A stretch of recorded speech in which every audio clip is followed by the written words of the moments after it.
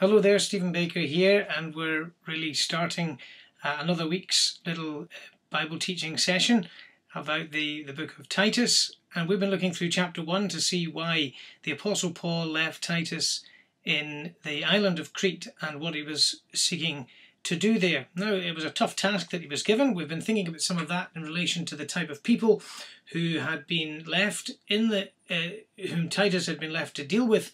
They were a people who were very difficult and awkward, and sometimes their characteristics are not ones that you and I would want to really think about. Now, we'll deal with that when we get to verse number 12 of the chapter, but today we're looking at verses 10 and 11 of Titus chapter 1. It says this: "For there are many unruly and vain talkers and deceivers, especially they of the circumcision, whose mouths must be stopped, who subvert whole houses, teaching things which they ought not, for filthy lucre's sake."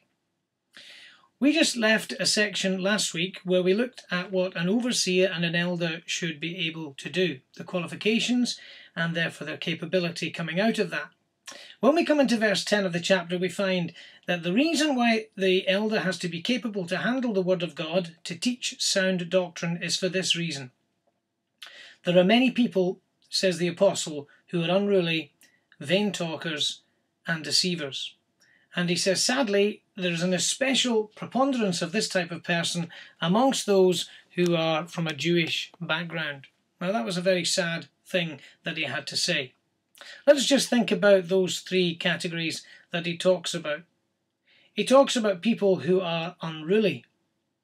The idea being that these people are out of order. These people are really not prepared to submit to authority. They're rebellious. They're insubordinate. These are the type of people that Titus has got to equip elders and make sure that they're capable of dealing with. They're those who kick against authority. Therefore, it is essential that the elder is a competent and qualified Bible teacher to handle these issues. You'll notice the second thing that he says here is that the elder has to handle a person who is a vain talker. Now, there might be two things in the vain talkers and the deceivers. One might be just simply unwise. The vain talker might be just someone who's unwise, for the idea is that they're vain, they're empty, they're futile. They're almost like hot-headed, empty, hot air, empty words, people that are just, involved with things that are idle as opposed to blatantly evil or seeking to create evil and to deceive. So they mislead by what they say. But the other group is even more dangerous because they're those who are deceivers. The deceiver would be someone who intentionally would be trying to deceive. They might be self-deceived, but whatever they are, they're definitely deceiving others, whether intentionally or unintentionally. So they may be deceived and being deceived. So the elder has to be capable of handling that type of person, handling the Word of God so that the Word of God can handle that person. Now, sadly, Paul says they especially are those with Jewish connections. Those from a Jewish background especially seem to be in this group of people. When you come to verse number 11, the Apostle Paul makes a very blunt statement. He says, whose mouths must be stopped.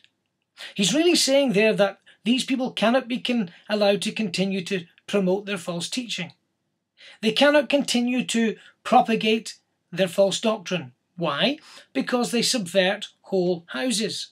That is, they destroy homes, they destroy families, they overthrow households, they upset them, they're creating disruption, they're misleading. This tells me something of the value that God puts on a family. It tells me something of the influence in family life and the influence that individuals have in homes. So the teaching was affecting families. Now, we don't know whether it was given in the family situation, in the home. We don't know whether it was given in the assembly, but it was affecting people as they went home. But we know this, the apostle says that they should close the mouths of these people because of the destructive force that is taking place amongst families, because they're teaching things which they ought not.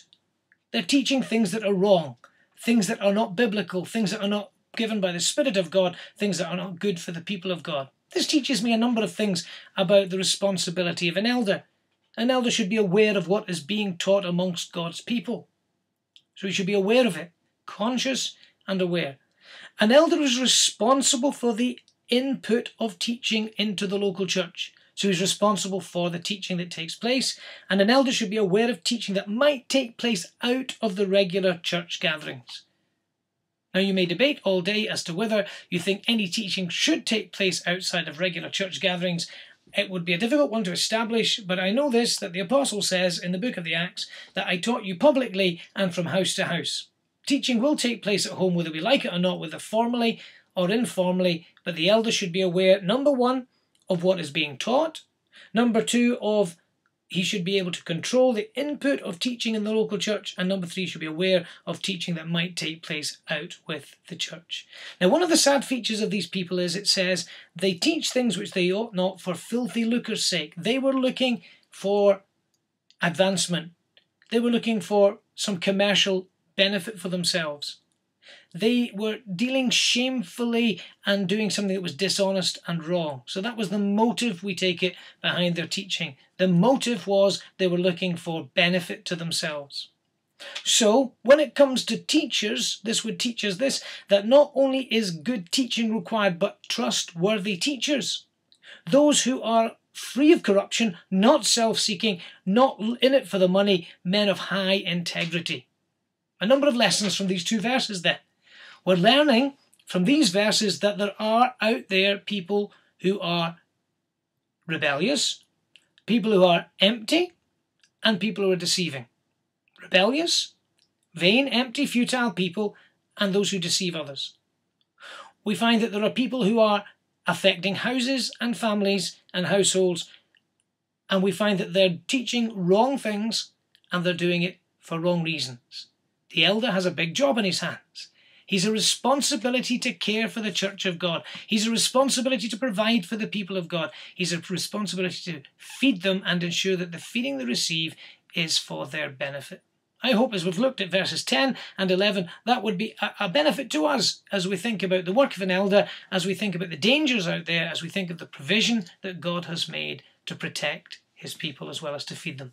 Trust God will bless his word to you this week. Thanks again for listening.